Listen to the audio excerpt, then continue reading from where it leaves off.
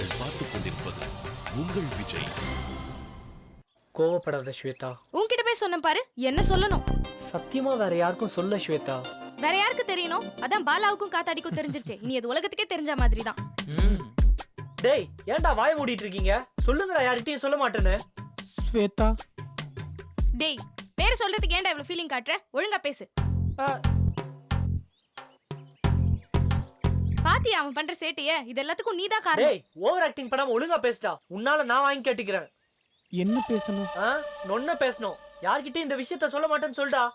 Jug கிட்ட மட்டும் phone பண்ணி சொல்லிட்டேன். வேற யார்கிட்டயும் சொல்ல மாட்டேன் ஸ்வேதா.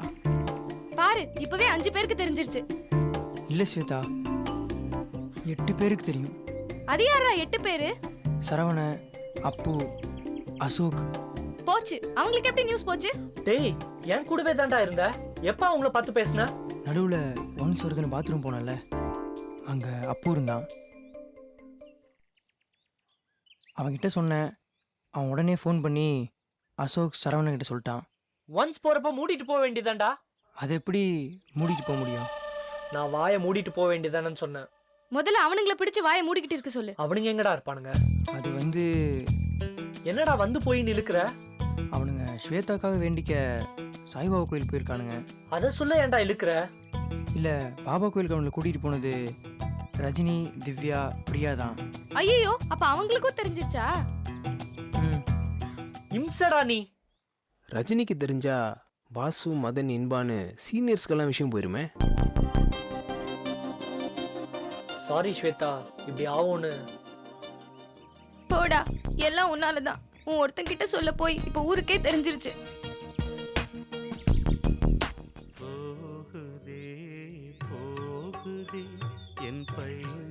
டேய், என்னடா அது? ரிங்டோனு. அதுவும் ஏன்டா அழுவுது? என்னடா மாப்பிள்ள, ஸ்வேதா அந்த நிலைமையில இருக்கும்போது நான் எப்படா கட்டளைக்கு பொண்ணான்னு ரிங்டோன் வைக்க முடியும்? அதான்டா. பா, இப்பவே இவனுங்க எல்லாரும் சேர்ந்து எண்ட் ஆஃப் டேஸ் ஃபீல் குடுக்குறானுங்களே. ஸ்வேதா, கவலைப்படாத. உனக்கு ஒன்றும் ஆகாது. உனக்காக ஆலயம்மன் கோயில்ல தீ மிதிக்கிறதா வேண்டியிருக்கேன். ஆரம்பிச்சிட்டான். 3 பேர் சாய்பாபா கோயிலுக்கு போயிருக்கானுங்க. நீ ஆலயம்மன் கோயிலா? அவங்க சாய்பாபா கோயில் போயிட்டு அப்படியே மவுண்ட் ரோட்ல தர்கால மந்திரிச்சுட்டு பாரிஸ்ல அந்தோனியர் சர்ச்சுக்கு போயிட்டு தான் வருவாங்க. ஒரு சாமி விடுறதா இல்ல, அதானே? ஆமாம், தலையிலாமாவை ஃபோனில் பிடிக்க ட்ரை பண்ணுறோம். கிடைச்சா புத்தர்கிட்டையும் ப்ரே பண்ண சொல்லலான்னு. ரொம்ப சந்தோஷம். வேற என்ன பிளான் வச்சிருக்க? கோயம்புத்தூர் துடிலூர் கிட்ட கொப்பரத்தேங்காய் சித்தர்னு ஒருத்தர். அவர் கட்டி பிடிச்சி யாரையாவது கிஸ் பண்ணாருன்னா நோய் குணமாயிடும், அதானே? அது எப்படி உனக்கு தெரியும்? இப்படி பல சித்தர்கள், ஃபாதர்கள், சாமியார்கள், சாய்புகள் எல்லாரையும் நான் பார்த்தாச்சு. வெற்றி, உன் ஐடியா என்ன? கிண்டல் பண்ண மாட்டேன்னா சீரியஸா சொல்றேன். சொல்லு. மண்ணடி பக்கத்துல ரட்டீஸ் ரொட்டிகஸ்னு ஒரு வெள்ளைக்கார டாக்டர். சரி. அவர் எய்ட்ஸ், கேன்சர்னு எல்லா வியாதிக்கும் மருந்து வச்சிருக்காரு. ஓஹோ. அவரை பார்க்க படுத்துட்டு போன பல பேரு பார்த்துட்டு வரப்ப எழுந்து நடந்து வந்திருக்காங்க. சாமியார்கள், நம்ம கும்பிடுற சாமிகள், கடவுளுக்கு இணையான டிசைனான டாக்டர்கள், இவங்க யாராலையும் எனக்கு உதவ முடியும்னு எனக்கு நம்பிக்கையே இல்லை. ஆனா நாங்க 4 பேரும் உனக்கு உதவ முடியும் ஸ்வேதா.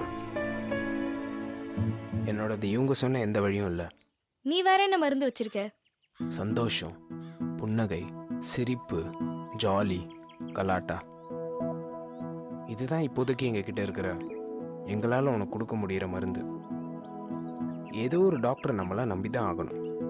அது ஒரு பக்கம் இருக்கட்டும், நமக்கு மேலே இருக்கிற சாமியால் பிரச்சனையை தீர்த்து வைக்க முடியுதோ இல்லையோ, நல்லது நடந்துருன்ற நம்பிக்கையை சாமி கொடுக்கும். அதுவும் இருக்கட்டும், நல்லது தான். இதை விடலாம் முக்கியமானது ஒன்று இருக்கு. கடவுள் உனக்கு கொடுத்துருக்கிற ஒவ்வொரு நிமிஷத்தையும் எங்களால் சந்தோஷமாக மாற்ற முடியும். ஏன் அமைதியான சந்தோஷமான இடத்தெல்லாம் தேடணும்? நம்ம இருக்கிற இடத்த அப்படி மாற்றிக்கிட்டா பிரச்சனை முடிஞ்சது. மாப்பிள்ள, நீ சொல்றது சரியான மட்டர்ரா. எதுக்கு ஒவ்வொருத்தனும் இன்னும் வாழணும்னு ஆசைப்படுறான்? நிறைவேறாத ஆசைகள் ஒரு பக்கம், பிடிச்ச மாதிரி வாழ முடியாத ஏக்கம் ஒரு பக்கம். கடைசி நிமிஷத்தெல்லாம் நிறைவாக வாழ்ந்துட்டா பிரிவுன்றது ஒரு பிரச்சனையே இல்லை. அப்ப இவளை குணப்படுத்தவே முடியாதுன்னு சொல்றியா? நான் அப்படி சொல்லலை. ட்ரீட்மெண்ட்டும் ஒரு பக்கம் நடக்கட்டும். நம்ம ஸ்வேதாவோட இருக்கிற ஒவ்வொரு நாளும் ஒரு ட்ரீட்டும் நடக்கட்டும். கரெக்ட் மாப்ள. யா, இட் மேக்ஸ் சென்ஸ். ஹக்குன மட்டாட்டா. அப்படின்னா லைன் கிங் பார்த்தது இல்லையா? இல்லையே. ஹக்குன மட்டாட்டானா நோ வரிஸ்னு அர்த்தம். என்னன்னு சொன்ன? ஹக்குன மட்டாட்டா. ஆல்ரெடி 1 2 3 ஹக்குன மட்டாட்டா.